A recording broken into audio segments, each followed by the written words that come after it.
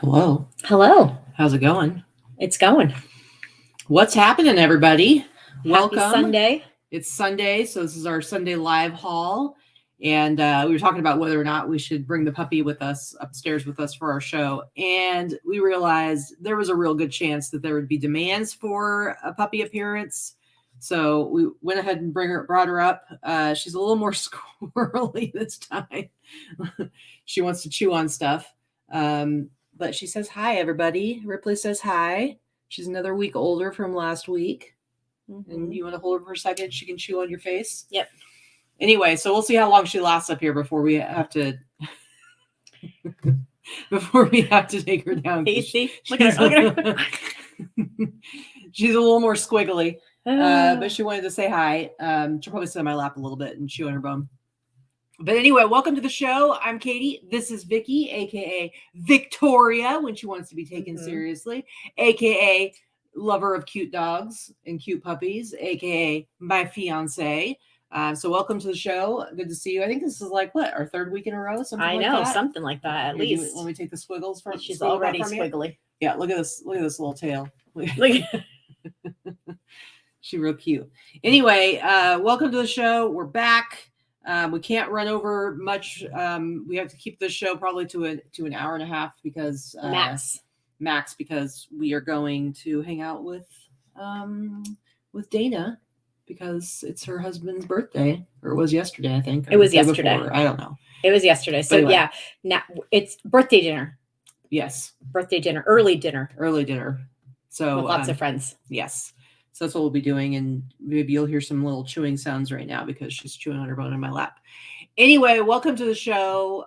We'll try to get right into it. Although we might want to talk a little bit about some of what's going on with our sales this week. We actually had like a not quite fourth quarter level sales, like typical fourth quarter level sales, but both of us definitely had a big increase from the week before. Yeah. And we kind of want, I think we should talk about it just a little bit, just because, well, first of all, our show, we break it up into three parts. First part, we look at our real numbers for the last week, our gross numbers, and the costs that go into that, cost of goods especially.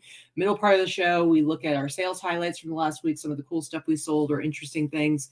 And then the last part is our actual haul. We do have stuff to show you. You, for the second week in a row, have hard goods. You've been making a concerted effort to go get out there and actually get some hard goods. Which means I now have to photograph this crap, right? That's tomorrow. Tomorrow's photography day. So anyway, so I see people yelling in the chat. Hello, everybody. Hello. And Dupage Picaire. Hello, Greg. Hello, friend. Excited to see our puppy, apparently. Good to see you. So let's just jump right into this quick conversation about this. So there's debate. There's lots of talk about different ways to quote unquote refresh your listings, whether or not you should leave your listings alone, whether or not you should list them and forget them. Then they went to, it used to be you could just list your items and they just sit there for years if you wanted them to. Then they changed over where everything was good till canceled. So they would automatically kind of keep flipping over month to month. Some people Some people would list their items and redo them every 7 days even, or every month or whatever. And I've heard people that end all their listings and do sell similar basically every 30 days before they switch over till good till cancel. Lots of people do that. And then eBay had said some stuff about, really your stuff doesn't kind of hit its stride until a couple months in, that there is a point where they start to go down. And so we were kind of the mind. They do get stale. They do get suppressed. I right. mean, and that is a fact over a certain period of time. If you don't have any activity or any interest in your item for whatever reason, maybe it's priced too high. Maybe it's not the right keywords. Maybe you're in the wrong category. Maybe your item specifics are not getting any action, whatever it may be. Maybe your photos are terrible. Whatever it may be, if your item has zero activity, offers, sales, what have you, within a few months at all, then it's not the right item, right? You don't have it listed properly in some way, shape, or form. So you should definitely go into and adjust your listings over a certain period of time. However, we've been big proponents of the Dave Snyder podcast segment that is done in 3 separate segments through the Reseller Community Podcast, hosted by Liz and Doug. If you haven't listened to it, you absolutely should. There's 3 different segments done about SEO, which is search engine optimization. Yeah. And it teaches you about how your listings mature and what you should be doing to have your listings seen. And that Dave is of the mind, and he's a specialist in And a lot of that has to eBay do with, SEO. coffee day, like Google. Correct. Results. It has to do with Google and search engine optimization. Doesn't have to do with eBay search engine. Has to do with search engine at large. Many different search engines, of which Google is the largest. And it's all about indexing and things like that. It's a little bit technical, but it's really super good in-depth information. Now, that being said, both it makes a lot of sense. It does. So and Katy and I have both said that we learned so much from those podcast segments with Dave as being long-term eBay sellers. And knowing all the tricks and trades that we think we know, or that everybody thinks they know.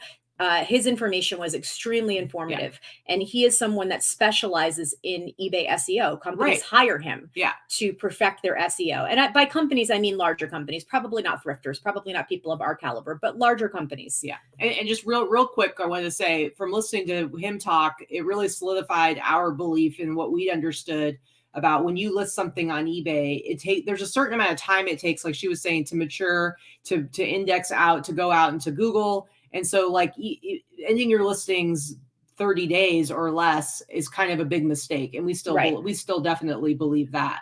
Right. So that being said, with a lot of the changes that have happened, with category changes, item specific changes, just all kinds of back end changes happening on eBay with, all the different ways that they've made changes throughout this year, my sales have been in the toilet. There's been no secret about that. I mean, and by in the toilet, I mean, I'm still doing $100,000 on eBay this year, but I should be doing 150. So, take it with a grain of salt that $100,000 is not bad on eBay for thrifted one-off items. Don't get me wrong. I know that. However, it's not as good as I have done in the past. So my traffic reports all show that that numbers are down, the views are down, the click-through rate is down, the sell-through rate is down. It's just been really awful. So I've tried everything that I know known to man as far as running sales and changing prices up and down and sending offers and listing every day. And of course I have all of my item specifics done, all that kind of stuff. But I have not ended and done sell similar on anything in 9 months, or I had not. Well, and so you've been dealing with that for like the last year, but then in October, when I think they changed the categories and did some stuff, for whatever the reason is, because again, all of this is speculation. Anything that we say here today, it's like, it's not that we're saying we have any answers whatsoever. Of course not, because here's the thing. Do not know. Nobody knows how Cassini works. If they knew how Cassini, which is eBay's algorithm system, if they knew how it worked, we'd all be making a lot more money. Anybody that says they have the secrets is lying. Yeah. Nobody knows. Or they'd be able to manipulate the system. Right. So, but there was definitely a huge screech and halt in October that was even worse than anything that we'd seen before. And it was like a drastic drop in sales and traffic and all of those things. And I want to go back to Dave Snyder. And again, his experience, I do know that he works more with larger sellers and a lot of sellers that do like multi-quantity repeatables and stuff like that. And I think that when you're dealing with those kinds of products, it's especially important that you get established in SEO on Google and traffic, and you don't want to, sever that kind of communication that goes between a site like eBay and Google, where you have like the history and the build up. And you can see, like, if after a certain amount of time, let's say you have something listed for a year and it's not selling, it makes absolute sense that it's not about the listing not being seen. It's more about, there's probably something wrong with your listing, like what Vikki was saying. Like, you're not using the keywords, you don't have the right item, you're not using the right keywords, you don't have the right pictures. For whatever reason, it's not being seen. But I do believe, and Vikki as well, and again, we don't know what we're talking about necessarily, but I think that there is a difference when you're talking about one-off, particularly vintage items, and the kind of stuff that we sell. And basically both of us sell things that the brand isn't something that's selling it. So it's not in a category with a known brand in a lot of cases. A random like T-shirt that's like a one of a kind. It's a little bit different when you're talking about SEO and looking at it against other products and stuff like that. And then it just came down to a moment of desperation and like, what the hell? Like, our numbers are so low. This is really tough. We're in the middle of fourth quarter. We're supposed to be. And so you did it first. I did it about 3 weeks ago. I started ending all of my listings and doing sell similar. And in doing sell similar, here's the thing. You can do sell similar and do nothing. You don't have to change anything on your listing. But if you do change something, which I do suggest changing something, what I did is I increased the prices of every single item by $5. I didn't decrease, I increased. Mm-hmm. So I increased the prices by $5 and I did a bulk edit and I removed best offer from a bunch of items. I don't usually have best offer because I send such aggressive offers to watchers out that I don't want best offer there as well. Yeah. And I have best offer maybe on 2 of my items in my entire store of 4,000 items. So I did edit all of those things. I ended everything. I did it 200 listings at a time and I did sell similar. And I will say that in the last 5 or 6 days, which I think it takes a couple of days for that to reindex and remature, in the last 5 or 6 days, my sales have gone up. Yeah. A lot. And it's really tough to say, but when you're talking about, like I said, one-off unique items, something like my stuff, you need the right person to see that particular item at the right time. And so I think, by doing the sell similar, yes, I certainly have old stuff that I've had for a few years. That's like, it's absolutely just something that people just don't want.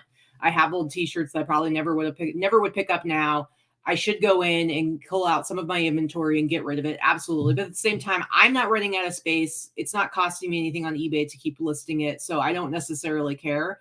But I will say that by doing the sell similar and bringing it back up, like of the 20 some items I sold on eBay this week, 11 of them were things that I've literally had forever. And all of a sudden they're selling. Now, is that going to be like a jump because I just literally listed them and then it's going to go back down into the gutter? I don't know. Who knows? I don't know. And again, this is in no way us telling you this is what you guys should do. We're just telling you what our experience is, because I feel like we had a big jump from our sales last week. And I don't think it would be fair to not tell you guys like, hey, here's this thing that we kind of did. And we don't know that it's the answer. And maybe it was a mistake to do it, but we were kind of like desperate. And we're like, let's just do it. I think well, here's the thing. We've said this before. Any YouTuber or influencer of any kind that tells you that their way is the only way or their way is the best way is full of shit. Yeah.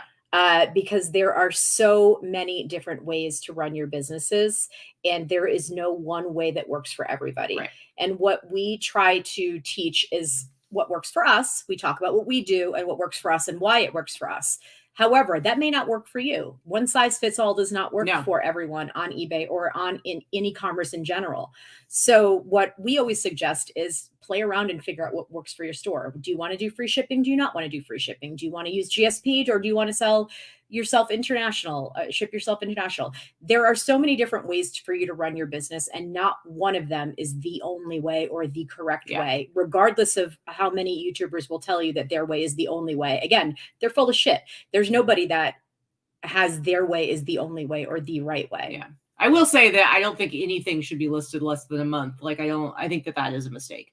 But I do think that you should play around with it. And I also think that those 3 podcast episodes with Dave Snyder have huge value.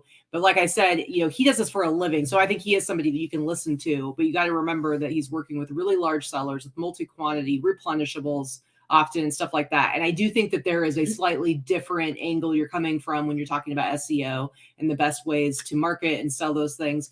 But I also think even if you're doing one-offs, it always does help if you do revisit your old listings and go, okay, why is this not selling? I know Britt a month ago pulled a bunch of jackets that he'd had for freaking ever, saw that he could definitely have taken better photos, did a couple of things with them, relisted them, and sold a bunch of them. So, I mean, it just depends on what you want to put your time into. I just want to address Cheryl's question and then we can move on from this topic.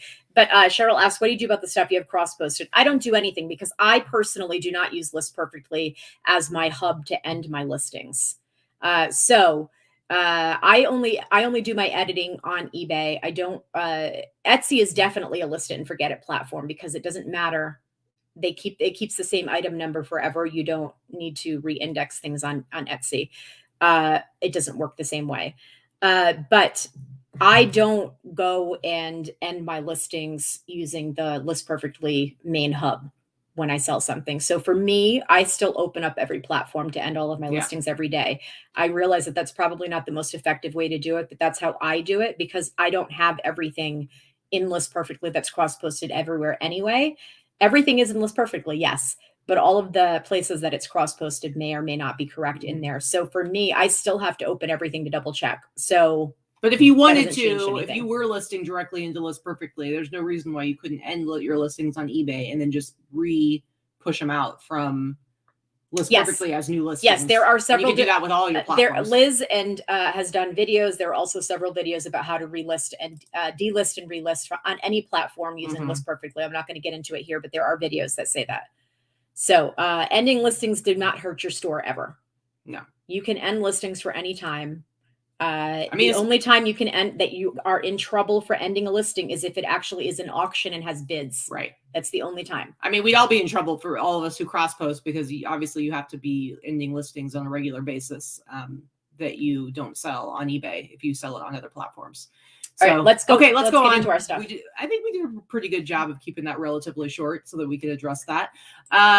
Okay, so let's get into the first part of our show. Like I said, we look at our real numbers for the last week. And so again, you're going to see a little bit of a jump for both of us. Still not our amazing fourth quarter sales that we like to see that we haven't seen in a couple of years because last year was, kind of crazy, but definitely back up to kind of what we like to see. So let's start with mine. And look, we got my little window. Hey. So you can see ending yesterday, I had 24 eBay orders, 9 on Etsy and Thrilling. Only one of those is Thrilling. Nothing on Instagram, and then 3 Grailed sales. None of those were Mercari. So a total of 36 outgoing orders, which is a nice little jump for me.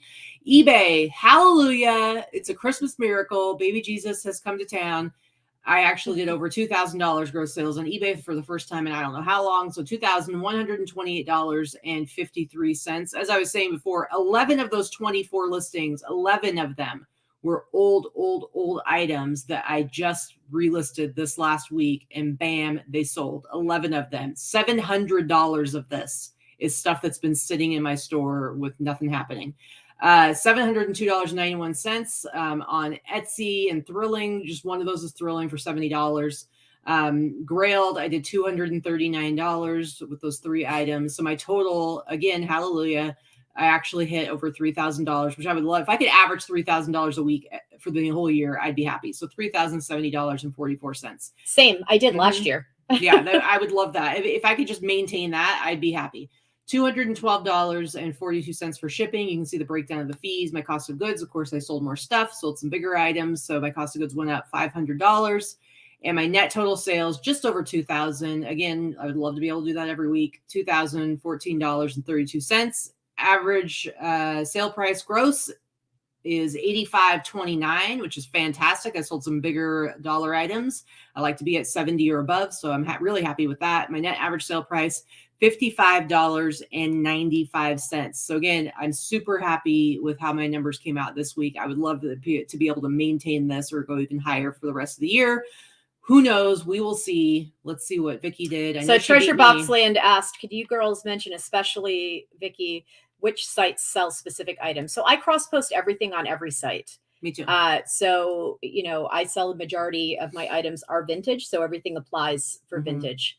A quick Google search will tell you what things sell best on each site, but it's going to depend on what you sell.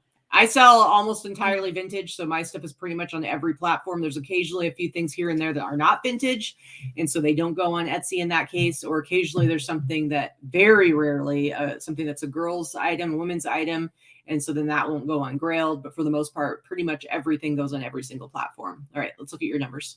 So again, I did a little bit better. I did 40 orders on eBay, which is still below the norm for me. It should be 50 to 60 at least on eBay. 11 on Etsy. I had nothing on Thrilling and nothing on Depop. I actually haven't sold anything on Thrilling in over 2 weeks. I don't know that they're putting my items up there when I send them. So I don't know what's happening there. I loved it at first, but now it's like crickets. So what the hell? Yeah. 13 on Poshmark, 2 on Mercari for a total of 66 orders, 2402 on eBay, 582 on Etsy, 434 on Poshmark, and 118 on Mercari. So my total gross sales, 35, 36, 26. Nice. And I did have one private sale sold through just through PayPal to one of our viewers for $110. So it's actually that's not counted there. So $304 in shipping, and then you have the other breakdown of the other fees. My cost of goods, again, is always lower than Katie's because I'm cheap. So my net sales, $25.96.78. My gross average sale price, $53.58. Again, I like to be closer to 60 to 65, but this year it's been lower because of my types of goods I've been buying. And my net average sale price is $39 and change. All right. All right. Okay. So those are our numbers for the week. Again, it's a relief to have some kind of positive cash flow. If I could do $3,500 gross sales every week, I'd be fine with that. And last year, that's where I was. But like just with this last week, because of the bump of this last week, all of a sudden my sales are up like 30% over the last month. That's just sad. Really sad. It's really sad. So I would love to be able to go up even higher, but and again, if you're looking at, a lot of people do this as couples, people that talk about this, that do shows as couples, they're only counting their weekly numbers as couples. So if you combine Katie and myself, we did over, $6,000, almost $7,000 for the last week. So that's really not a bad, we just keep our businesses separate. Yeah. But $7,000 a week is not a bad income. No, not at all. Okay, let's go ahead and look at our sales highlights. I love being able to put us in the little corner here. I can't help it. Yeah. Okay, go ahead. So this I've had for quite a while. This is one of those items that was relisted. I've literally had this in my store for probably 2 years. I couldn't even tell you where I picked it up, but I know I paid about $5 for it. I think I got it at a garage sale. It's just this really cheesy 70s cowboy hat with a Pepsi logo. It's kind of ridiculous. It's like a little bit misshapen. I paid about $5 for it. So this sold as it was relisted as a sell similar. It sold for what you see there, $59.96. Buyer paid shipping.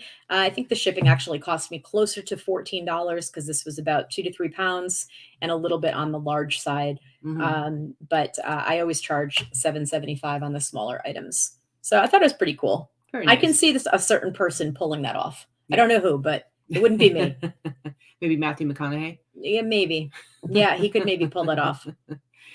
All right, first one for me. This is one that definitely got the sell similar treatment this week. I've had this. I think I've had this for a good year at least. But I think it's a super cool sweatshirt. Kind of interesting. I actually almost pulled this from my inventory. Speaking of, Cheryl said that her method is like walking around and moving stuff from room to room, and that's what gets it sold. I have Crystal working on a special project for me, a repurposing project, and I almost pulled this sweatshirt out of my inventory and ended it to let her use it for a project. Oh, that would have been good too. Yeah, it would have been cool. But so it's so weird because then like 2 days later it sold. But I got an offer for $80 and I jumped on it because I'm like, seriously, like I've been trying to sell this forever. I probably sent offers for $65 multiple times for this sweatshirt and somebody offered 80 and I'm like, heck yeah, let's get this out of here. It looks like a sweater. Yeah, it's like it's like a sweatshirt. I mean, you can see how. No, I can tell it's a sweatshirt. It just very looks interesting. The print looks like an ugly sweater. Yeah. So again, $80. I spent probably like $10 on this. I've definitely had it in my inventory for over a year. But again, when you have a big store, it doesn't matter because you're paying the same amount every month as long as you have the room. Yeah, I'm not paying. It's not like you're paying for relisting fees. If you were paying for relisting fees, it's a whole other conversation. Yeah. All right. Next up for you. This was something for me that was this was one of the things that had fallen off my inventory. And when my daughter came and did inventory last month, she found these for me and they were not listed. So I don't know how long they were not listed, but I know I've had these for a couple of years at least. Yeah. So I paid about $5 for these. I know I got them at a garage sale and they sold for $79.96. I had them listed for less than a week. Mm-hmm. I think I could have sold them for more if they were just a little bit bigger. They're women's size 8. But anyway, they sold for that price that you see there, which was a sale price. I had put them up for $100. They're just used Converse. They're not even vintage. They're like mid 2000s. Yeah. When those were made. But they have been in my store they've been in my possession for probably 4 years. I have no idea how long ago they fell off of eBay. No idea. Long enough that they're not anywhere in List Perfectly. And I put all my stuff in List Perfectly over a year ago. Yeah. Nice. All right, next up, this is not a an old listing. This one I've only had up within, I think, the last month or so. And you can see this shirt is just falling apart. It's got holes all over it. You can see the holes all over in the front there. Oh yeah. It's just, it really Worn, is faded, destroyed. Faded. You can see the pit marks. underarm there. You can see it's all chewed up on the bottom. You can see like the separation. Oh, the collar's chewed. Yep. It's like that. So, but I just think like when I see a shirt like this, where it's a really nice, even fade, destroyed kind of look, I'm like, you know what? There's somebody out there who's going to really like that. Oh, for sure.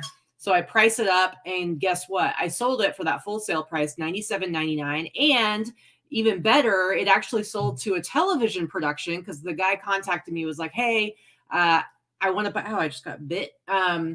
Hey, I want to buy this shirt, but I think it's somebody who'd never done this before, because the way it's like, they seem like they didn't really know what they're doing, but they sent me a FedEx label to send it. It's actually going to a show being filmed in Puerto Rico right now called The Gorditas Chronicles. It's like an HBO Max series, like a Latino family comedy or whatever. So I sold it for $97.99. Didn't have to even pay for the label. They sent it to me, and then I just went and dropped it off at FedEx. But it was super cool because, again, we talk about these. Are they going to return it? Nope, never. I had a sale this week. Same thing. Did not go to the Gordita Chronicles. I don't remember what the show was. Yeah, I looked it up for you. I can't remember either. It was a Netflix show, but I don't have my sale up there because it was only like a $50 item. But it sold. Same thing. They sent me a label. It's never coming back. Yeah. Thank you very much. Yep. So this made its way to Puerto Rico. Very cool. Next up for you. I picked this up at that big outside estate sale where I got that Dolce & Gabbana dress for $5. I paid $5 for this blanket as well. This is just a vintage mohair lap blanket. Sold for the price you see there, $97.46. If you scroll down to that third or fourth photo, you can see the label. Mm-hmm. It's just a vintage Andrew Stewart, Scottish imports, really nice mohair. It's very pretty colors, but vintage 1950s. There was nothing wrong with it. And it sold. Maybe I've had it listed a month, maybe. Mm-hmm. Very nice. Very nice. All right. Next up, here's another item I've had forever. I brought this with me from Oregon, which means it's been here for like 4 years at least. I've had it for like 4 years. However, and you might be like, well, why would you keep something for that long? Because I just think it's a really super awesome jacket, and I refuse to sell it for less than $100. So, but it's kind of one of those things where this style or this particular brand, you know, is not as, I think this jacket maybe would have sold for a few $100s like in 2015. Yeah. Just hasn't been as desirable. So I've sent out offers, but I've never sent out an offer for lower than 100 because I just was stubborn like that. It's one of those things where I just personally think it's such a cool jacket that I couldn't let it leave my inventory. So when I did all my relisting and stuff, somebody made an offer for $100, and guess what? I was like, you know what? Of course I'll take $100. So I sold it for $100. That is a pretty cool jacket, and it's fine. I wanted bum equipment stuff in the '90s so bad. So I was in high school in the '90s. I graduated in '93, and again, I had my own apartment. So in high school, I was emancipated. So I had no brand name anything. There was no way I could afford Champion or Bum. I'm jealous. Yeah, you could have been wearing this last 4 years. I could have been. It should have been like your mainstay jacket. Yeah, no thanks. All right, go ahead. So this is just to show sell your own stuff once in a while, right? Katy actually bought this for me, I think about 2.5 years ago, and I just upgraded a couple of months ago and bought a new one. Just an upgrade. This is just a tablet, Galaxy tablet. So I didn't pay anything for this, but it sold the same day I listed it, and I listed it higher than most people, which is crazy. It's not. So it's not. I think she only paid $150 for it 2.5 years ago. So it's, I sold the same day, and I listed it pretty high. $100 is on the high end for these, but it's in perfect condition. You know, I don't have any scratches on it. I have the box. I have the manual. I have an extra long cord. So yeah, it's sold. My pictures are pretty, compared to all the ones where you use photo room, you can see that my pictures are a little blurry. It's like, look at this blurry picture of but yeah, that's awesome. Nice work. So I paid for like half of your new one. Exactly. All right. Next up, I've got this Fear and Loathing in Park City t-shirt. I haven't had this for a super long time. I got this within the last month and a half, 2 months from Barry. I had bought like a whole big pile of t-shirts from him. I remember that one. Yeah. This was one that most of the t-shirts I bought from him, I think I paid $10 because I bought like a whole bunch of them. But this one I paid up a little bit. He was like, I don't know what this is. I feel like it's something more than what it is. But he sold to me for $40. I will say I did my research. I mean, yes, the whole fear and loathing thing, the Hunter S. Thompson, like, of course that's got a connection to it. But from the research I was able to do, I don't think it was anything other than just a ski T-shirt from Park City, and with the whole fear and loathing thing. But I still priced it high because it's a pretty cool shirt. And I had some interest in it. I paid $40. Somebody offered $125, and I'm like, let's do it. The name of the game this week is just give me. I'm ignoring Allison's dig when I said I graduated in 93. She's like, 1983? Listen, old bag. You're lucky I love you. Anyway, I paid $40 for it and sold it for $125. And like I said, it didn't stick around my inventory for all that long. It's a pretty small shirt. Again, size, while it might be faster to sell something when it's a larger size, you can still sell the smaller stuff for good prices. So, all right, go ahead. This was one that I've showed this in a haul. I haven't had this listed too long, maybe a couple of months. I picked this up for $2.99, I think, maybe $3.99 at Savers. And it's just a vintage plastic 1970s clock. I knew someone was going to want this to go with their, their mid-century 70s kitchen or living room decor, because it screams all of that, right? Mm-hmm. It's battery operated. It's cheap. It's plastic. It's like 13 inches or something like that all the way around. It's a square thing. And it's nothing special, right? It's just a cheap little clock, but it worked. And there was nothing wrong with it. And it's in the perfect, harvest gold, harvest yellow colors from mid-century 70s. So it sold for the price you see there, the $119.96. Yeah, very fancy. I don't think there's any price sticker on it, Cheryl, that I can see. No, where's their price sticker? There's no price sticker. No. All right. So next up, if you remember, was it last week that I showed off all my Vans shoes that I bought? Yes. So I actually just sold a second pair today on Grailed. So I'll talk about that next week. But I sold my first pair. I think I bought 6 pairs altogether. Yeah, I bought 6 pairs altogether, different designs. But I bought 3 of this particular design. This was a Journeys exclusive Vans horror deal that came out at the beginning of October. And Journeys had a couple of designs exclusively, and this was one of them. And so I bought 3 pairs. We got a pair for Dana for her early Christmas present because I knew she needed them. Anyway, so I listed these, and I ended up selling this particular pair for $150 to somebody in Spain. So I was happy to sell it for $150, plus they paid for shipping. So it was a fantastic deal for me. I paid $65 for these and flipped them for $150. So not like not an enormous profit when you're having to put up $65, but I knew that I could sell them, especially during the holiday season. They wanted them for a Christmas present. So here's hoping that they make it to Spain in time for Christmas, because I think eBay was telling them it was going to get there in January something. I don't think that'll be the case. Well, you had to send them to the authenticity program first, right? No. Because it's international. I think because it's international. And you don't see anything here saying authentic. No, I see it at the top. Oh, it is up there. Did you send it to New York, or did you send it to? I sent it. To Spain. Yeah, sent it. Oh, so your authenticity guarantee might only be for domestic sales. Yeah, I don't know. Because the authenticity place is in New York. I've sent a couple times. Yeah, when I went to do the address that eBay gave me was directly to Spain. Okay. I've never done one of the ones. See, and I have. I'm assuming that they tell you. I have, right. And I'm telling you that it just goes to New York City.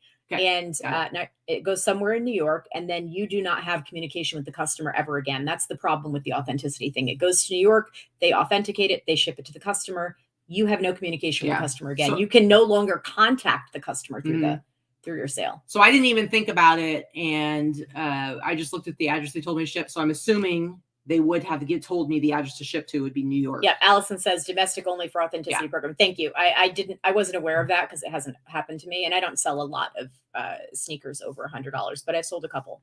Yeah. So anyway, I was happy to do a quick flip on these. I'm okay with. I'd sell them all for $150 each if I could to make that quick kind of bonus money. I don't need to hold out or anything like that. Next up for you. So this is an item. It's older. This was still photographed by by Crystal. Oh, okay. This was before we started using Photo Room, though. Yeah. So it was earlier this year. So I don't think it's a full year old, but this was something that I had picked up. I'm not sure. It was either at like a Deseret or a Savers, something like that. This is just this sold for the price you see there. This was a relist. That was the new price, because it was $119.95, and then when I ended everything and did sell similar, as I said, I increased the prices by $5 on everything, so it sold for $124.95. It's just a vintage. It's like a host. It's not quite a hostess dress. It's more like a robe, but because of the accents, it could be worn as a hostess dress. I don't know. It's robe material for sure. It's like that velour type of feel. Very nice. Ripley update. She bit my finger hard and then passed out immediately. Yep, she's asleep. So she's already asleep in my lap. So we'll show her to you guys again before we leave for the day.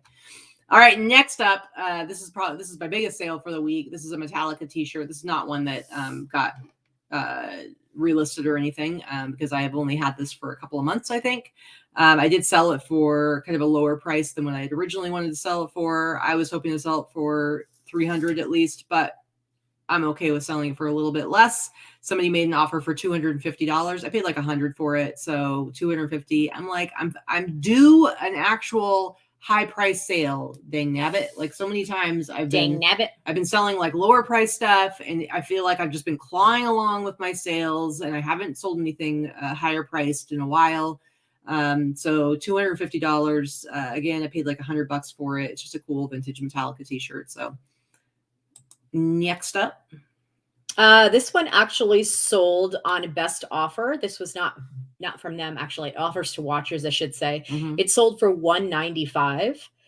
This was part of my my buyout from the Clothing Vault. So I have had this for about a year. I don't know if it's been listed all that time because it did take a while to get through everything. So it may not have been listed for a year, but at least 10 months or so.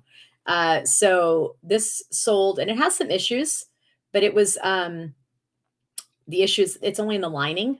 So again, that red pieces of masking tape has been a lifesaver, especially on lighter colored items, for you to show if you have flaws in something. It's just red masking tape. It's been so much better to show the item instead of trying to use some editing software and circle it or whatever. Anyway, so it's cashmere. It's a beautiful cashmere overcoat from the 60s, and it sold, would you say for 190 or 195? I think 195. All right, cool. Very cool, man. All right, I didn't open up my little flipper tools thing, but anybody can use it at any time. So I'm just going to tell you how much I sold this for. This is a Doug Henning Magician T-shirt. I actually gotten 2 of these, different designs. The other one was like a blue one, and I sold it for, it had a tiger on it with him. I don't remember how much I sold it for. But this is the other one I had. That's fantastic. Look at those buck teeth. These and that 70s hair. Super tiny. This is like an extra small. I mean, it's just freaking tiny. So again, size. Look at that across the chest, 15.75 inches. But somebody bought it on Etsy. It was listed at $99.99. I had a 10% off sale going, so it sold for $89.99. I bought it for like $15. Within the last 6 months, I bought a bunch of I think I got this at the same time I got a bunch of different TV movie T-shirts that were all like 70s and 80s. Oh, that's just like god awful. But they were almost all were kid sizes, like really, really tiny. God awful, but fun. Yeah. So again, $90. So don't pass up the tiny stuff unless you just really don't want to have to deal with it. If I think it's cool, if it's like a cool old vintage thing, I'm still going to buy it, especially anything that has to do with like the entertainment industry. So I couldn't pass it up because it's ridiculous. It's really dumb. Yeah. So this is just a basic vintage Lee Sport. This isn't even anything, super fantastic, right? It's, it's not that it's too hard to find. But I shipped this. I sold this for $89.95 on Etsy. Nice. I'm sure I paid $5, maybe even less for it. I don't remember where I got it, to be honest with you. It's all starting to run together. See, I probably about would have 75% of the time I know where where I got things and what I paid. I probably would have listed a sweatshirt for like $70 on Etsy. So you list even higher than I do when it comes to this stuff. Because I would have just been like, this is kind of a boring design. It is boring. So selling it for $90, that's freaking amazing. Yeah. So all right. Next up, I've got this quick question. Allison asked, did I graduate the same year as Doug? I had it up. Oh, did I? I don't know when Doug graduated. I think he's older than me. Well, I think that's the point. Oh, you just fell for it. Why are you falling for it? I don't know. Anyway, shut up, Allison. This is an older item.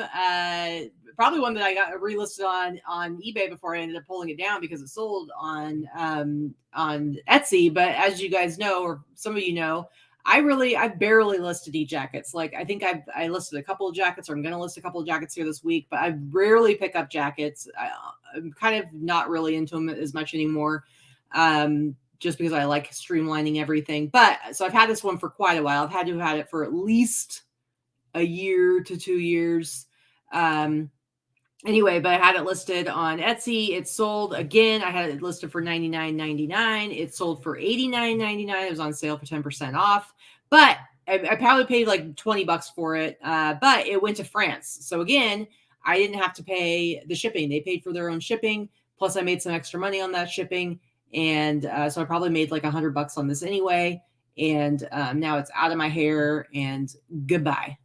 Freeing up more space for me in the garage for my stuff. I did just move all my stuff over again. She just gained a whole nother section. It's already full. But still, she gained a whole nother section to hang her stuff on as I'm slowly being edged out of any garage space, which is fine. I have, I'm selling my coats slowly, and I still have plenty of room for all of my stuff, my T-shirts and stuff. So go ahead. So I picked this up for $1 in a huge bulk buy last year. It's probably been listed since early January. I don't think I got it listed in time for Christmas last year. But again, look at it's pilled on it, but it's just vintage, that woven cotton blankets. You find them everywhere. So I paid about $1 for it. It sold for $79.99. Wow. $79.95, I should say, plus the buyer paid $10 shipping on Etsy. So again, don't discount the very basic things. This has no brand. If it had a brand, it doesn't matter. People are going to buy things based on the characters or on the topic. Oh, I see. Neither of us were really paying attention. She was talking about Doug the Magician.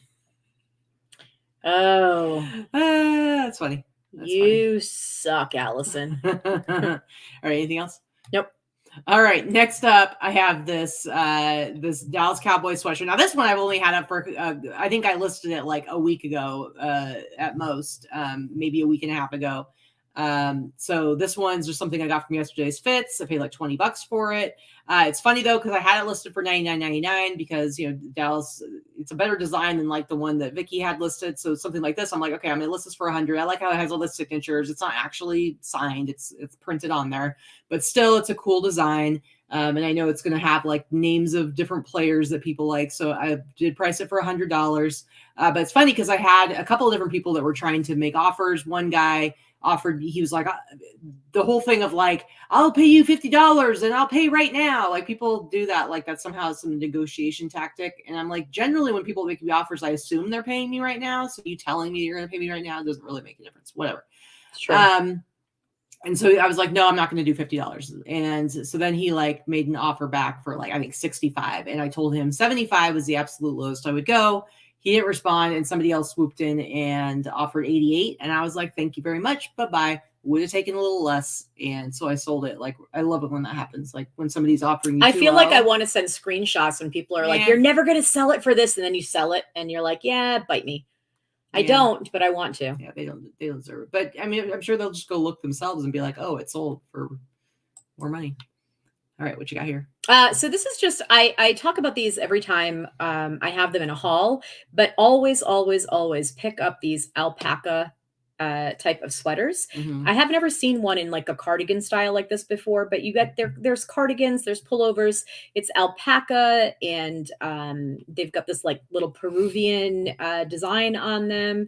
There's several different companies that make them. I couldn't tell you what the name of this company is, but it's not Peruvian Connection. That's a different altogether thing. Sometimes you'll find them without any label at all. Sometimes they're without any label at all, but this whole Peruvian alpaca type of sweaters and jackets, whether it's men's or women's, this happened to be a man's sweater, pick them up. I think I got this in Portland or Salem at the bins with you a few months ago when we went to visit your family. So I paid less than $2 for it. It sold for $70. Very nice. Very nice. All right. Last one I have is this left brain, right brain t-shirt, which again, I haven't had this very long at all. When we had our friends here, Deb and Mel, the week before the Rebix, when they came for the weekend, Debbie, I just call her Debbie. Debbie? I know, Debbie. Deb had said something about how she's like a mix of left brain and right brain. And so like literally 2 days, maybe 3 days after that conversation, I grabbed this shirt at yesterday's Fits. And so I sent her a picture of it because I thought it was funny that it was just such a random thing to pop up. And so, but I only paid $10 for it. I like the shirt. It had some staining. So I, again, bleached the shit out of it as I am wont to do. And, listed it, and so it was maybe listed for like a week and a half or so. I don't know. Somebody offered again, or I think maybe the price had dropped down a little bit, and they bought it for $88. So $10 into $88 for this random graphic T-shirt about brains. That's just it's just nothing. I mean, it's not. I like your word that you use, neuroscience, in the title. That's actually pretty cool. Yeah. I might not have thought to do that. I just figured there's going to be some sort of like some scientist or somebody who like is in med school and they think it's cool to have a T-shirt like this. I try to think of who would be buying a shirt who is like your this buyer, and would pay up for it. And sure. I think about those little segments of society and their interests. Anyway, that's it, guys. That's it for our sales highlights. So, do you want to go ahead and get into our haul? Sure. I think we're making pretty good time. Now we've actually got time. We can take our time with the actual haul part, and we don't have to like rush. We have a bit of a hard out because we do have a birthday party. But that's 45 minutes away, so I think we're okay. I think we can do it. Yes. All right. So I have a lot of hard goods today. You want to show all of your stuff, and then I can pass over this tiny sleeping puppy to you and show mine? Yes. Okay. So I'm going to start with, I always pick up these chrome vintage blenders. They're like the both blenders and the Milkshake ones. Do you want to tell them where you went, the different places? Like, what? I went to 2 estate sales and 2 Savers this week. Yeah, that's it. That's all I did. And okay, so this one estate sale was actually a pretty good one. It was first day, so I did pay full price for everything, but their prices weren't ridiculous. They're more than I would pay at, say, a thrift store, but for the most part, I would go. Mm-hmm. What does Katie's shirt say? My shirt, it's a shining shirt. It's Monkey Shine. Did you say it's a shine? No, it's not. It's Monkey Shine's T-shirt. It's a movie. So she's got a puppy on her lap, so she can't stand up. up. Anyway, so one of these things, you'll find most of them are made by Hamilton Beach. These chrome milkshake mixers. So this is one that has it's old school. Yeah, like 1950s. It's heavy. It's chrome. It's very much that mid-century modern, that Art Deco type of look. This one even has a Bakelite lid. This is like a heavy Bakelite lid. Sometimes they have something imprinted on them because they used these for advertising at like the drugstore milkshake counters. But this one does not. So I haven't checked it, but I will check and see if it works. And it came with a bunch of these smaller milkshake cups. So it's like 6 or 7 of these. Yeah. Now these have a different brand on the bottom, but I'll still sell it with this. It says this is Frederick Stearns and Company on the bottom, which may have actually been a drugstore. Who knows? I'll sell them all together, even though it's not the same brand. Now, I haven't been able to find much on this. I just did a quick search. There's one listed. The brand is called Eskimo. So it's Whiz Mix by Eskimo. There's only one listed for $400 right now. There are no others listed, and I haven't been able to find any, but I will do a little bit more research on Google and WorthPoint. It's not worth $400. However, it's probably worth at least $150. So I will list it for at least $150. So Allison had some sort of how do you pronounce that? Kangen?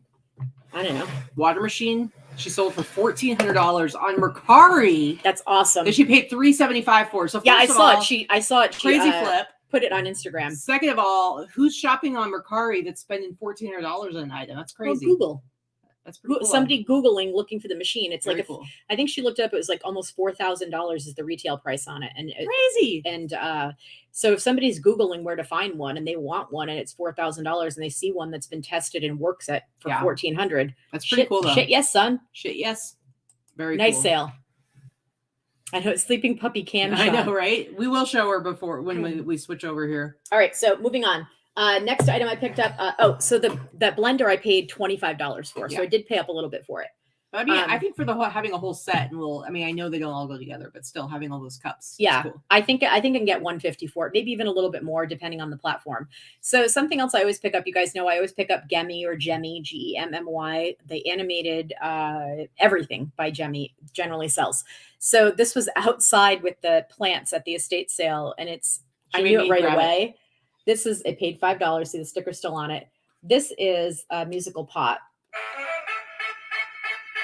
So, you're waking up the puppy. Oh, sorry. She okay? Anyway, it takes a while, but it sells every time. Some people sell them too cheaply, but I sell them for about $75 every time. Let's see. It's almost over, guys. I know. Sorry. I'm trying to make it stop. I can't turn it off. Anyway, the next thing that I picked up, this is Lorna. Not that she watches our channel, but if she did, I knew about these more from Lorna. So this I paid $2 for. This is new. It's the Hallmark recordable Night Before Christmas. This particular version will sell for $100 right near Christmas. Nice. So I'm going to get this up and listed. Some people sell them too cheaply at like $30, $40, $50 range. You can get $100 for this. Yeah. And I will price mine around $100. See, and I knew about it because of Lauren too, and I scouted it for you. You did. Which you would have obviously grabbed it yourself. Had I seen it. Yeah, I hadn't gotten to that section when we go to estate sales, if there's not something for me to get for myself, I will go around and scout for her to try to grab stuff before other people can. Exactly. All right. So another thing I picked up is this. This is kind of like Leapfrog, this type of company, but it's not. It's LexiBook. So it's a children's learning company. So I paid $5.99. You can see the price tag right there. This is an Android tablet. It comes preloaded with lots of movies and learning things and games for kids, which is actually a great thing for younger children to give them as a tablet instead of a real tablet where they're A, probably going to break it, and B, who knows what the heck's going to happen to it. So this is actually not even used. It's a little bit dusty. So it's in here and you can tell it hasn't been used because when a kid has something like this, there's no way it's in good condition anymore. But the box is a little beat up. The only thing it's missing is the charging cord for it. So I just ordered one earlier today, just a replacement cord for $5. It's a mini USB cord, right? Yeah, it's just a mini USB cord. And I think I can, I think I should be able to sell it for about $75 once I get the cord in. I'm going to get the cord in. I'm going to test it, make sure it works. There's only a couple of them listed and sold. And I think it's mostly because people didn't put enough information in the listings and they were used. So yeah, I think I can do pretty well with that. Let's see. Next is this. I paid $10 for this. We went to Savers and she actually found stuff there. I did. I don't usually, and we went in the afternoon. We went on a Saturday afternoon, which is weird. And you really took your time going through like every single row and you found some cool stuff. So I paid $10 for this. This is like a home decorating kit. This would have gone home with acrylic paints and someone would have painted this themselves. So this is Santa Claus with the tree. It's a ceramic tree. You know, the ceramic trees that sell for a lot of money, the Atlantic mold ones. That's not what this is. It's not Atlantic mold, but it is similar to that in that this is already completed. Someone has already done it and they did a really good job on it. It's got packing peanuts in it. Sorry. And then the tree actually has all the little holes for those lights, which are also in the box, and the bulb part is in the box as well. So I paid $10. Again, there are a few of these listed, some that have been completed and some that have not been completed, and they it will sell. And I'll list this somewhere around $100. Some people are selling them too cheaply, or they've sold within the past few months, which it's not quite peak season yet. So I have no problem pricing mine up and letting the other ones sell first. Let me just put this real quick back and I probably will put it out as decor if it doesn't sell for Christmas and wait until next year. I don't even care. She doesn't even care, you guys. She doesn't even care. I don't care. But yeah, it has the light bulb and everything in it and the cord. So just moving that right now. Hold on. Let me put it back in the box. That's the thing. I have to cart all this heavy crap upstairs or she helps me, I should say, but I have to put everything up here in the office to show. And it's kind of awkward. If you've ever been to our house, this loft where we do the show is pretty cramped. Yeah. So I'm trying to move things to show you at the same time. All right, let's see. Another Gemi item. So this guy's actually new in the box. This is Gemi, this Frosty the Snowman with he tips his hat and he shakes his hips and he swings around a string of snowflakes. And he sells consistently for me every year. And I've talked about this guy a million times for at least $100. Again, there are people that price them too low. You don't need to race to the bottom. He sells for $100. So I paid $20. It'll sell for $100 plus shipping. I'll charge shipping. But again, it's an oversized item. And because I understand how to make shipping work, I'm going to have the benefit over a lot of people that are going to put calculated shipping and it's going to show like $55 shipping. It doesn't cost that much to ship it. No. So that's something that I have an advantage of. All right, let's see. Let's see what I pay for this. I paid $10 for this as well. This is a little dusty. Just a vintage Sony Boombox. It's a smaller one. It's not like a double cassette one, but it's a cassette boombox. And this is an early 80s one. And this is made in Japan. So again, Sony items made in Japan, vintage electronics, always are worth picking up. If this were a big, huge boombox, I would get, $300 plus shipping for it. This is a smaller one. I'll probably get like $85 for it. And it doesn't have the cord either, but that one's pretty universal. It may actually have the cord in here. I didn't look. Yeah. I didn't look. The cord is in it is in there. Okay, cool. Yeah. Usually they store them in the back. I haven't even looked yet. Again, I picked this stuff up yesterday. So yeah, I knew the Vasquez vintage girls would like that. Anything. They are selling some gorgeous, they've definitely found a niche over the last year and a half or so, some gorgeous vintage electronics, especially vintage radios. If you, again, I've said this before, but if you're new to the channel, if you do not follow Vasquez Vintage on Instagram, you absolutely should. They're great resellers with a lot of knowledge about specific genres, and they sell some really cool stuff. Let's see. What else do I have? We got about 5 or 6 more things to show, and then I'm good. This I actually picked up as well. This is not new in the box, but I paid $8 for this. More vintage electronics. This is just an early Panasonic Discman, the kind that goes in the car, right? So it plugs into the car. It has the headphones, and it has the anti-shock thing. It's the full box, the warranty, and everything in it. I will say it has the headphones, but the headphones they're crumbling. Yeah. So I will probably not include those, or I may include them and then just say that they're not worth much. But it has all the attachments. Do you guys remember this little cassette you'd put in the cassette deck to make it work? Yeah. Yeah. So why does the box have the Olympic symbol on it? I don't know. Like Panasonic was the proud sponsor of the U.S. Olympic team. That's funny. Anyway, I paid $8 because it's complete, assuming it works. Again, not going to race to the bottom on the price, but this is probably a $75 item as well. Yeah. Tommy, as far as seasonal stuff goes, specifically Christmas or anything, Vikki and I, neither one of us do deep sales to get rid of stuff at the end of the season at all.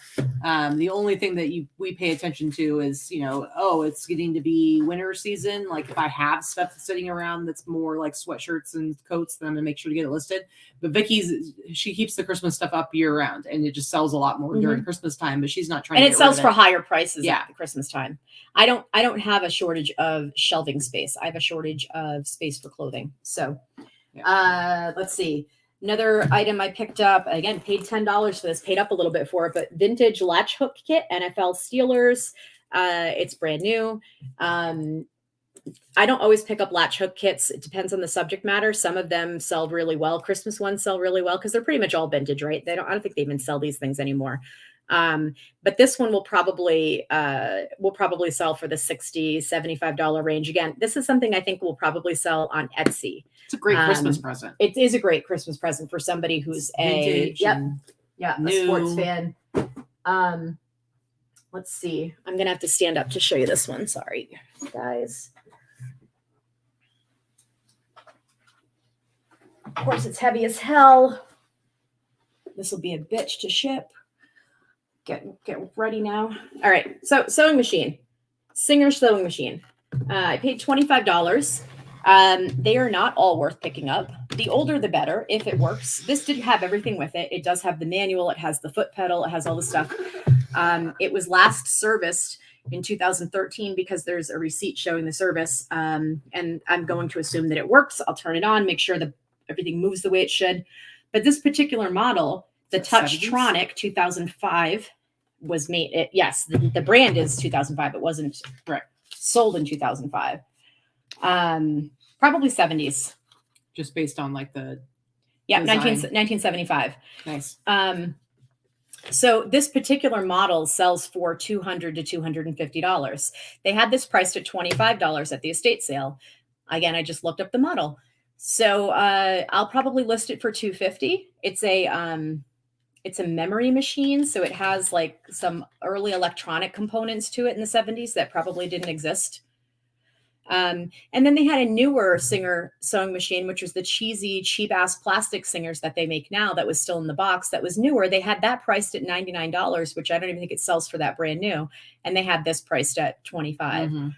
So again, not everybody that runs estate sales knows what they're talking about, right? They don't always know what something's going to sell for. So let's see. Hold on. I'm just going to move this out of the way. And it weighs a ton. Not going to lie. All right. So, and then I have some clothing. I'll show a couple of pieces of clothing, and that's pretty much it. So I did pay up a little bit for these. I paid about $12.99 and to $15.99 for these. But I've got these big oversized. These are plus size. Can't chew on that. Plus size Lawrence Kazar. They smell like grandma. They do. They smell like grandma's closet. 80s Lawrence Kazar. Let me see if I can find the brand. They're all dead stock. Perfume on there. They're dead stock. So they all have the tags on them. And they're plus size. They're 2X to 3X. And these all sold for over $100 in the 80s and the early 90s. And that's what I will sell them for as well. So again, it's one of those brands that if you look up Lawrence Kazar online, you're going to find prices all over the place. But I've always asked for and received higher prices on the items. So they're all like these different, just think, old lady dress up wear. That's really what it is. Yeah. Old lady over the top dress up wear. They're actually quite pretty. It's not anything I'd ever wear, but. Jill, anything that Vikki shows, I mean, we don't really sell, I would say we tend not to sell stuff to our viewers, not for any reason, just probably because our prices tend to be a little bit higher. But anytime you ever see anything that we show and you're interested in it, just feel free to reach out. Vikki's always happy. Yeah, just send me a message. One of our viewers actually reached out and bought the humidifier from me that I showed in the show last week. I'm always going to sell it cheaper to a viewer direct than listing it because there's no fees. So if you catch me before it's listed, I absolutely will sell it before I list it. And I just, I give you guys a deal. And let's see, this is the other one. I mean, come on now. It's kind of ridiculous. feel like this is something George Costanza's mom would wear. Yeah, this is Seinfeld. definitely a Beverly Goldberg dressing up outfit. Yeah.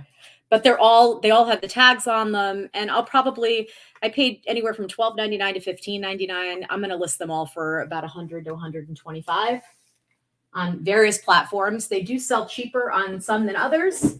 Again, this I'm not worried to wait for the higher pricing. That's one of those brands, and one of the things that people driving down the prices on eBay. They list stuff. Oh, I got it at the bins for $2. I'm going to sell it for $20. There's nothing wrong with that method, but what it does is it devalues your items and everyone else's items. So you don't need to list something for 12. Of course, you're going to sell it fast if you list it for 20, if it's worth 50 or more.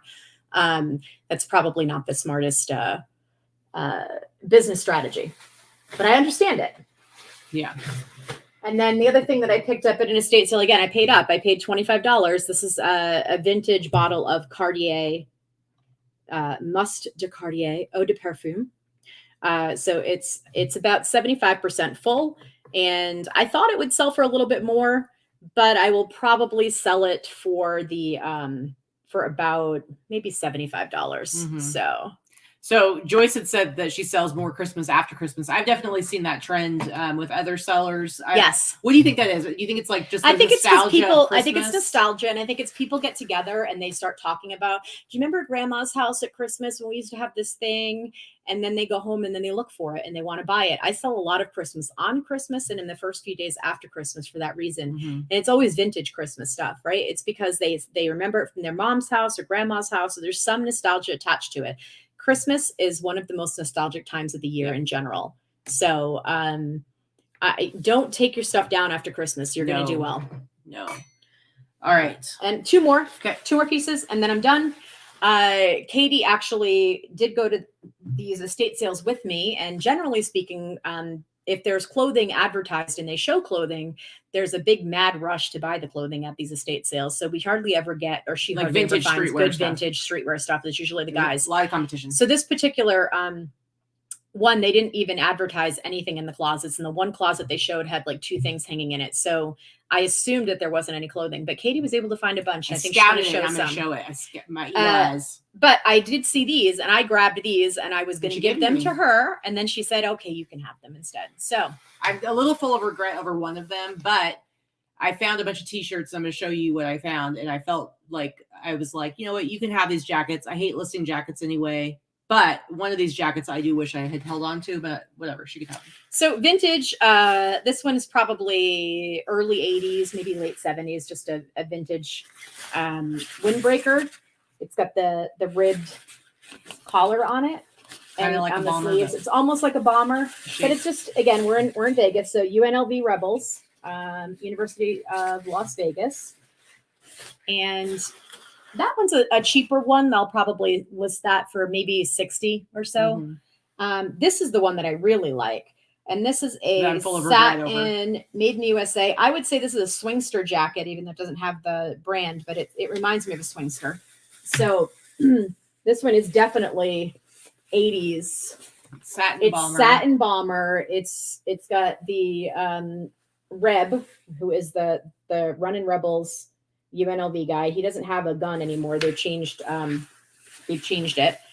Got a little bit more politically correct. You probably don't want a guy running around the college with, a gun mascot. And then the back says Runnin' Rebels. But then it also has the sleeves.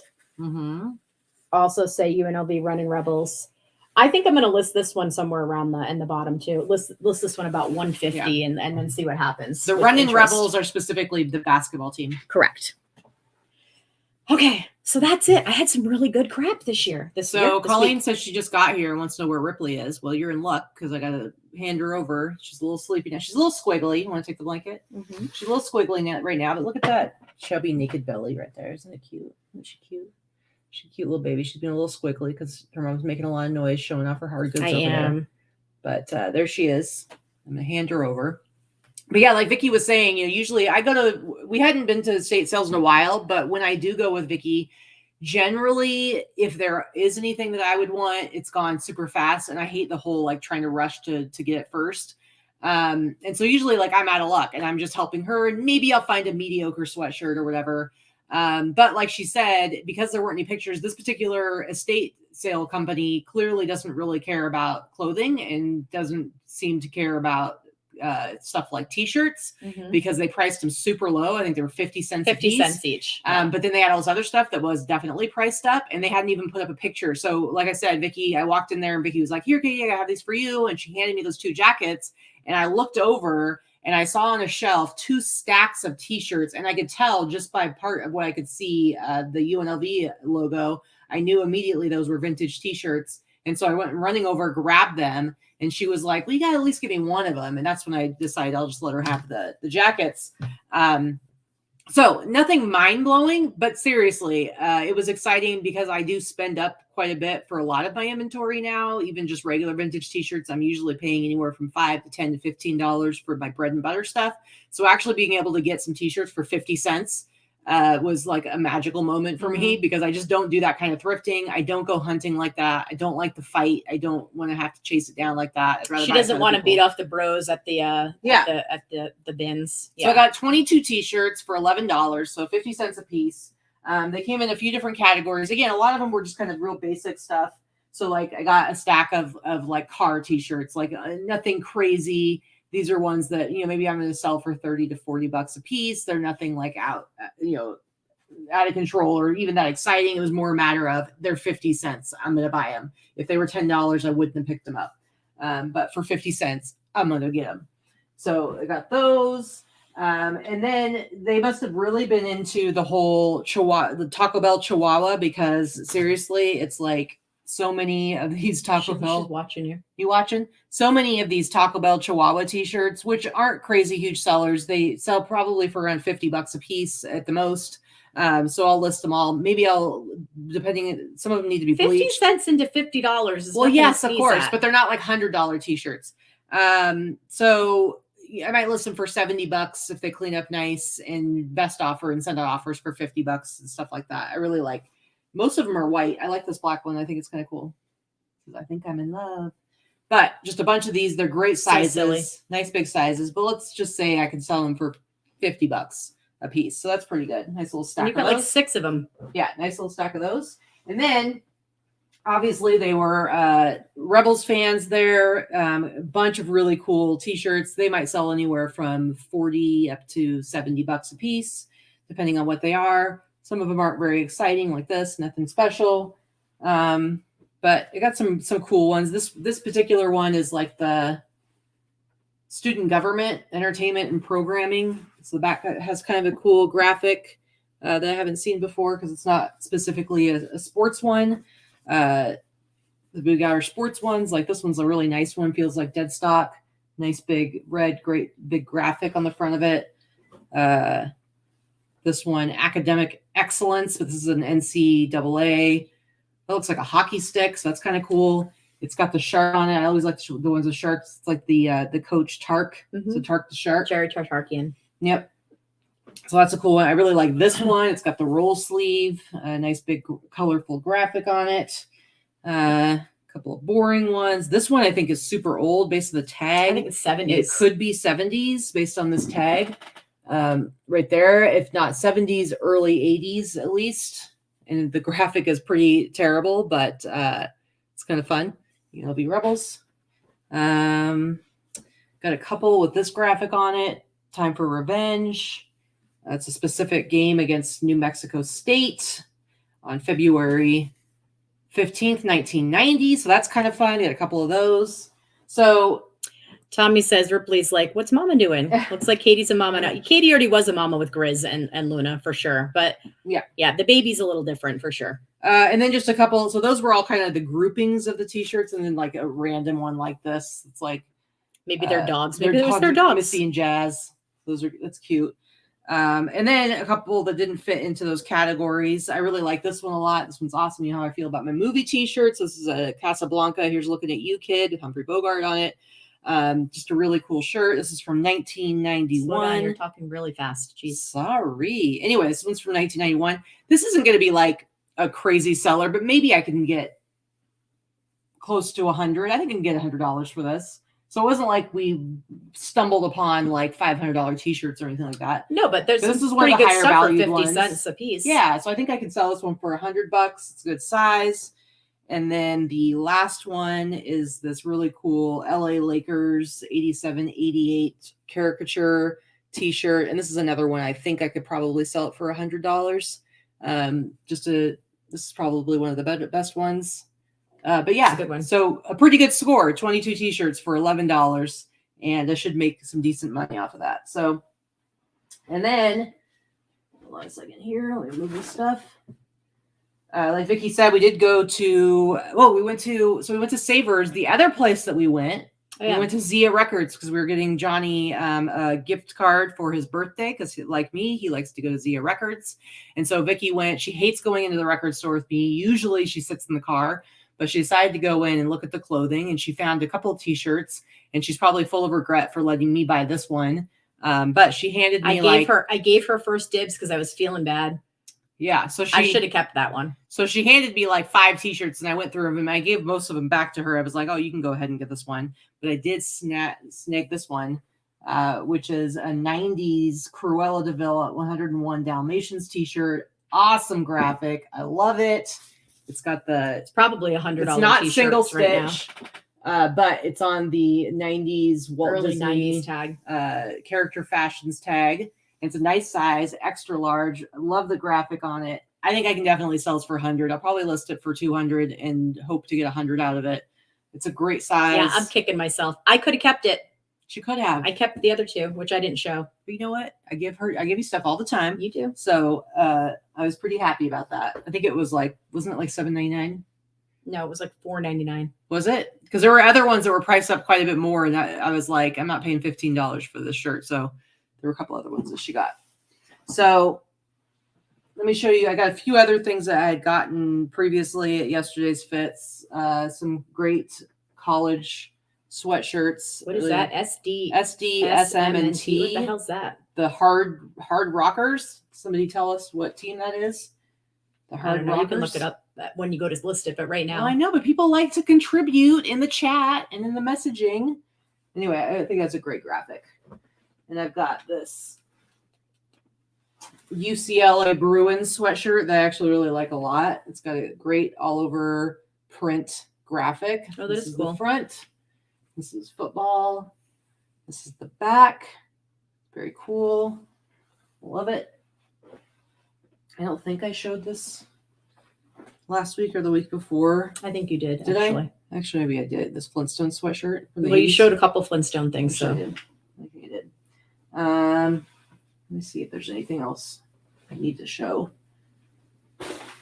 Some cool ski stuff. I'm pretty stoked about I got probably like 3 or 4 ski T-shirts. I love this one with the roll sleeves. I just listed this today. That's a cool one. Yep, I like it. Let's see.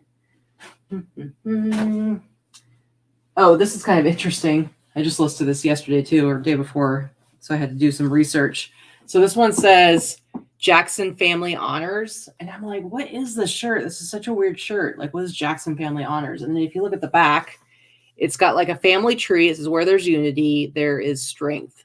And it says the Jackson family. It's got like a family tree, but except it's got Michael Jackson at the top. But you can see like Janet Jackson, LaToya Jackson. You can see like all the members of the family. Their names are on there, their signatures. Where'd you get that one? This one I picked up at yesterday's fits. Or I might have gotten it at the ThriftCon. But I was just kind of like, what a weird shirt. I wonder what this is. So I looked it up. Back in 1994, and I wonder if anybody in our audience remembers this. Back in 1994, on NBC, they did this weird awards ceremony show. It was like this whole 2-hour special. And it was really like them. I think a lot of rumors and stuff, bad stuff had been going around about the Jackson family. I think it might have been like after some of the initial. Joe Jackson was super abusive. Abusive Jehovah's Witness. I think that he was, some of that abuse had come out. Maybe LaToya had spoken out a little bit about it. There had been accusations against Michael.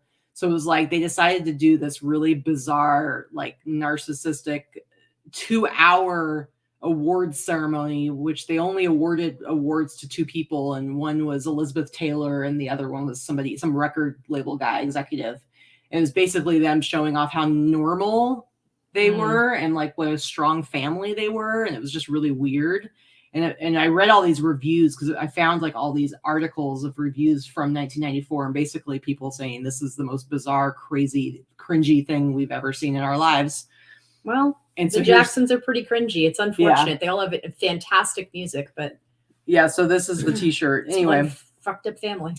So a very strange little piece of bizarre effed up history. Yeah, some really rabid Michael Jackson fans though. Somebody will buy that. Yeah, probably. And I think that's all I got to show. That's probably good. Yeah, we wrapped that up pretty quick. Anyway, guys. So you got to see some puppy action. She's awake. She's sleepy though. She's kind of in sleepy land a little bit. This is very docile. Ripley, because she gets very she gets kisses. She gets a little bit psycho puppy because she's a puppy. So she gets the zoomies and likes to bite. She's teething. Oh yeah. But she's a good girl. We've been very happy. She goes to sleep and sleeps 8 hours at least at night. She's a good girl. Well, she wakes up to like go potty to get herself a little snack. We'll wake up at like 3 a.m. and just hear crunch, crunch, crunch, crunch, crunch.